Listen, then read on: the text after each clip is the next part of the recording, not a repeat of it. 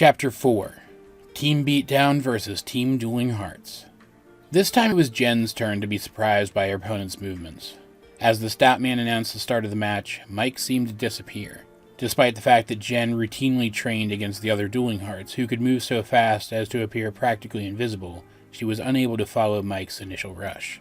As soon as he flickered out of the range of Jen's vision, Mike flickered back into it again just in front of her in time to score a solid jab to her jaw. Jen reeled from the hit. There had been a good amount of momentum behind it, and it had left her ears ringing, but it hadn't had the strength behind it that she'd expected for someone with enough power to move so fast. It had served, however, to allow Mike to once again move freely out of Jen's field of vision. This time he could be anywhere in the arena. Jen didn't bother looking for him. She knew she wouldn't find him. Instead, she began tracing a shape in the floor again with her foot. However, before she could do more than begin, she felt the air stirring to her left. Her feet became wrapped in soft purple light in the same instant that she jumped, sailing several feet into the air, clear over the reaching form of Mike, his fist outstretched. Jen frowned. Her opponent wasn't going to give her time to draw a sigil this time. Beating James so quickly had been impressive, but it had also shown her hand. She would have to fight this one the old-fashioned way. Jen reversed the polarity of the energy in her feet, increasing gravity's pull on them, and she dropped like a stone. Mike, still beneath her, was surprised by her maneuver, but he was able to compartmentalize that surprise and use his incredible speed to veer out of the way. Jen's move had been a risky one. She dropped too fast and wasn't able to reverse her energy again in time to soften her landing. She rolled upon impact with the ground, but the fall was still heavy enough to do some damage.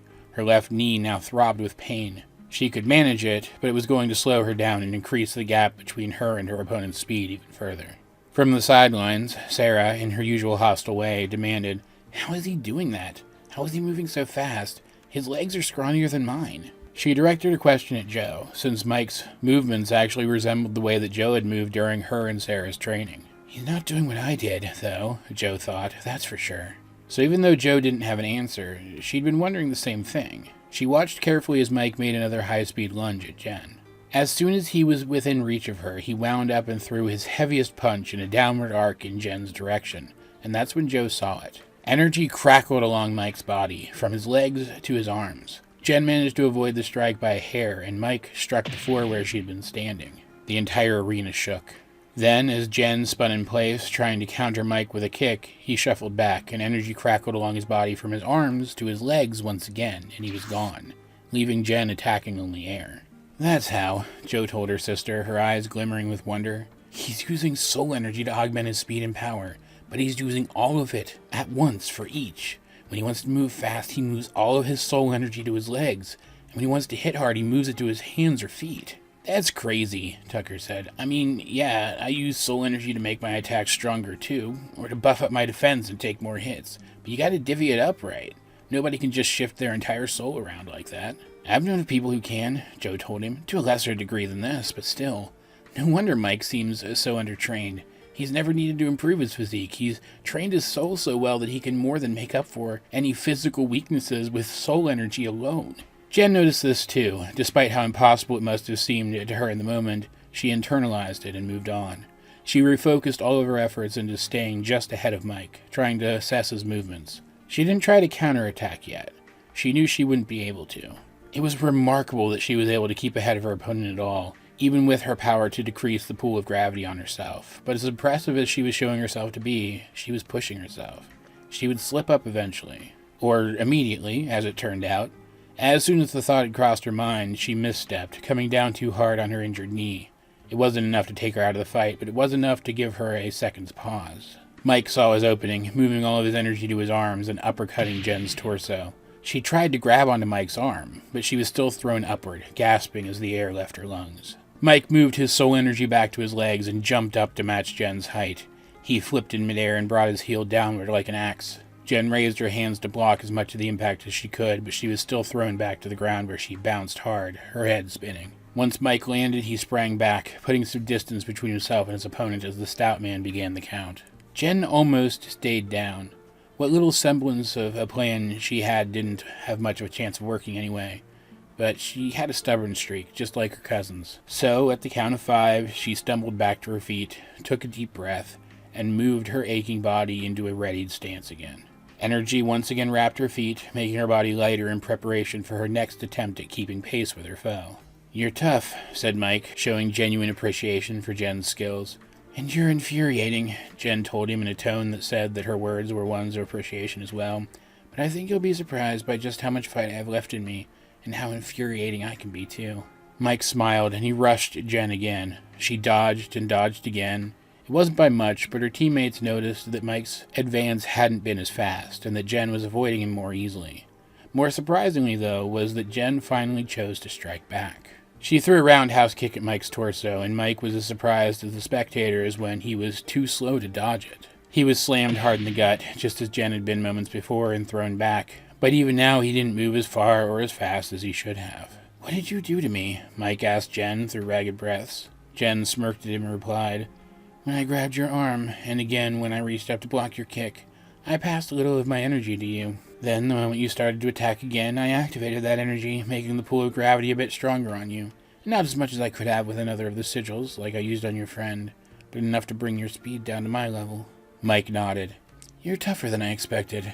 You're the kind of fighter who treats a fight like a puzzle to solve, and with those gravity powers of yours, bringing a faster or stronger opponent down to your level is the first step to beating them." Then he smiled in a knowing way and declared, "The only problem with your plan is that I'm not on your level." The air became charged with energy, and every experienced soul user in the room knew immediately what Mike was doing. They could feel as he forced the soul energy and the life energy at the core of his being to mix, causing his soul energy to explode. Where the best the average fighter could do at this point was channel such energy into a quick boost to one attribute. Mike was no average fighter. He was able to hold on to that energy, and his entire body became wrapped in it, surrounding him in a churning white aura. The crowd cheered. Jen took an apprehensive step back, ready to defend against her opponent's next strike if she could. "I don't get it," Joe said from the sidelines, considering Mike's latest choice critically. "From what I could feel, all his aura did was allow him to boost his strength and his speed at the same time without having to move his energy around. But that won't make it any easier for him to hit Jen." However, before either Sarah or Tucker could respond, there was a surge of static, the air shifted, and Mike disappeared once again, flickering back into view in the same place that he'd started. Every spectator, save for the other members of Mike's team, sucked in a collective gasp of air as Jen doubled over, unconscious. The stout man began his count. He moved even faster than before," Sarah said, fumbling over her words in disbelief. "A lot faster," said Tucker. I couldn't even see when he hit her." He was trying, and failing, to hide how worried he was. After all, he was the one who had to fight Mike next. While the two of them wondered how Mike had managed to increase his speed so much again, Joe didn't have to wonder. She had been able to follow Mike, if only barely. As the count reached 10 and Jen, just regaining consciousness, was helped from the arena by one of the Mega Dojo employees, Joe turned to Tucker and said, absolutely seriously, "Tuck, he can move his entire aura into his legs or his arms in an instant. The entire thing." "What?" Tucker exclaimed. He looked again at Mike like he was seeing him for the very first time. The amount of discipline that Mike possessed was staggering. "Don't hold back at all," Joe told him. "Hit him with everything you have right from the start of the match." Tucker, his eyes wide, nodded and collected himself. He jumped the short distance to the arena and walked forward, facing off with Mike in the arena center. Mike's aura was still active, and he didn't seem to have any problem maintaining it. "All right," Tucker thought, "no holding back. I can live with that." He smiled his nervousness away, and he concentrated on his energies. The air began to charge with even greater quantities of power, and static flew between him and his opponent. Just as the stout man called for the fight to start, and Mike shot forward at his insane levels of speed, aiming to end this fight as quickly as he had eventually ended the last, heat and light erupted from Tucker's body. Tucker had done the same thing that Mike had. He'd mixed his soul and his life energy, but just like Mike, he wasn't satisfied with a temporary boost. He had seized that energy with his entire will, and as Mike struck, Tucker actually reacted quickly enough to catch his opponent's fist. The two fighters were blasted apart by their clashing energies, sliding to a stop with 40 feet between them. Cheers erupted from the crowd again. Mike gasped, looking upon Tucker with a healthy amount of respect and concern that filled Tucker with pride. He was still early enough in his training that he hadn't been sure that it would work under so much pressure, but he'd kept his cool, and now he was wrapped in a fiery aura of swirling red and orange light. It was wilder than Mike's, and unlike Mike, Tucker was struggling a bit to keep it going. He couldn't move his aura around the way Mike could either, but Tucker's aura was bigger. Tucker grinned at Mike, his eyes flashing with pride. "And how do you like that? This is the aura from my fire soul." Mike tilted his head and took a deep, controlled breath. "Should be interesting." The two fighters circled each other. Tucker had to push himself harder than he ever had before just to keep pace. The arena floor where his feet touched the ground was left scorched and smoking behind him. Finally, after several long seconds of sizing each other up, the two fighters veered toward each other. They traded blow after lightning-fast blow. Mike fired his fist faster than Tucker was able to, but he couldn't put the full energy of his soul behind them and still keep up with Tucker as the two of them darted around the allotted space. Still, Tucker felt his stamina decreasing with each punch he threw, and each hit he took. The strain of maintaining his aura was wearing him down. He had to do something quickly, or even putting out the full energy of his soul, Mike was still going to take him apart. Tucker amped up his energy again, renewing his aura. It was hard and he almost lost his aura completely, but it gave him an extra boost of speed, just enough to slip out of Mike's line of sight and swerve around beside him.